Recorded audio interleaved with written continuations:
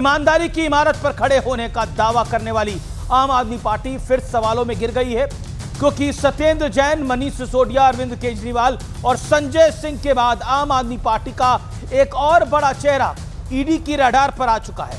करीब 5600 करोड़ के कथित अस्पताल निर्माण में घोटाले में आज ईडी ने सौरभ भारद्वाज के 1 दर्जन से अधिक ठिकानों पर रेड करी। इसके बाद पूरी की पूरी आम आदमी पार्टी मैदान में उतरी और कहा, फर्जी केस के जरिए आम आदमी पार्टी के नेताओं को डराने और धमकाने की साजिश हो रही है, यानी वही पुराना राग।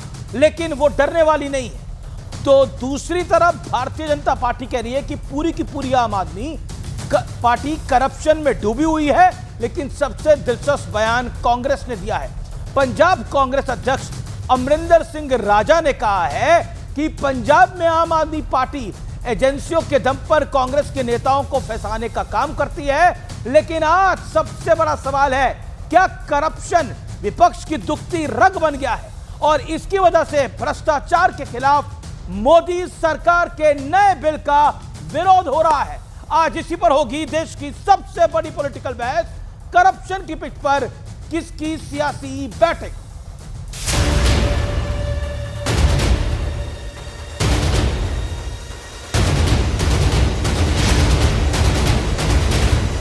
पूरा विपक्ष करप्शन के खिलाफ मोदी सरकार के नए बिल के विरोध का झंडा बुलंद कर रहा था। लेकिन इसी बीच दिल्ली के पूर्व मंत्री और आम आदमी पार्टी के बड़े नेता सौरभ भारद्वाज अस्पताल निर्माण में कथित घोटाले को लेकर ईडी के रेडार पर आ गए। ईडी ने आज दिल्ली और आसपास के उनके 13 ठिकानों पर रेड की, जिसमें सौरभ भारद्वाज का घर भी शामिल। आरोप है कि यह घोटाला करीब 5,590 करोड़ रुपए का है। 2018 और 19 में 24 अस्पतालों के निर्माण की मंजूरी दी गई। इस प्रोजेक्ट में गंभीर अनियमितताओं के आरोप हैं और सौरभ भारद्वाज भी जांच के दायरे में है। जो ये केस बनाया गया है, उस वक्त सौरभ भारद्वाज मंत्री नहीं थे। आम आदमी पार्टी के नेताओं पे लगातार झूठे केस बना बना के उनको जेल में डालना भारतीय जनता पार्टी मोदी सरकार की एक नीति बन गई है।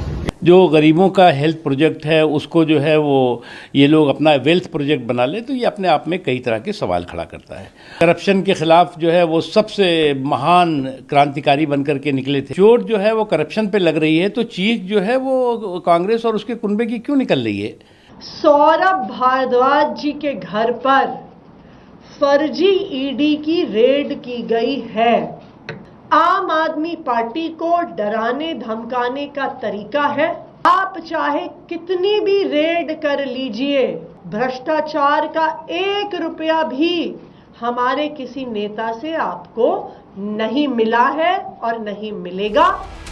आम आदमी पार्टी बीजेपी पर सवाल उठा रही है, लेकिन कांग्रेस कह रही है कि पंजाब में भगवंत मान सरकार एजेंसियों का गलत इस्तेमाल करती है। राज्य में आम आदमी पार्टी हमारे साथ वही करती है, वहां विजिलेंस आती है, लेकिन केंद्र में भी ईडी का दुरुपयोग तो हो रहा है। लेकिन आज सबसे बड़ा सवाल है कि क्या करप्शन विपक्ष की कमजोर कड़ी बन गया है, और क्या इसी वजह से विपक्ष करप्शन के खिलाफ नए बिल का पूरी ताकत से विरोध कर रहा है।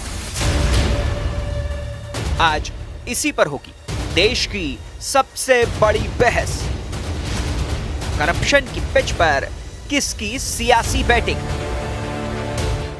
तो करप्शन की पिच पर किसकी सियासी बैटिंग, और अब वक्त है आर पार के सुप्रसिद्ध विश्लेषण का। आइए आपको मैं बताता हूं एक एक आरोप और उसका रिजल्ट क्या हुआ।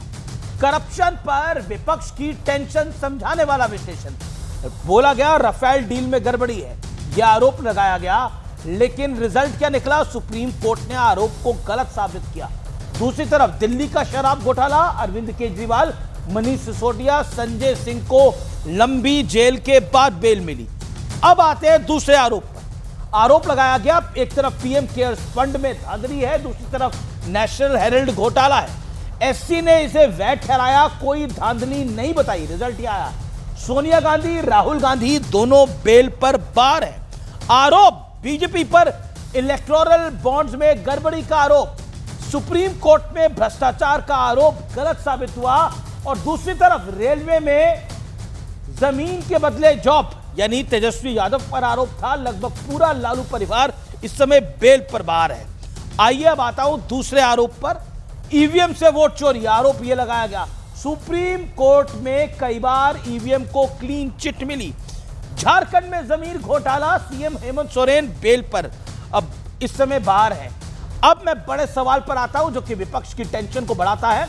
क्या करप्शन की पिच पर विपक्ष लगातार हिट विकेट हो रहा है?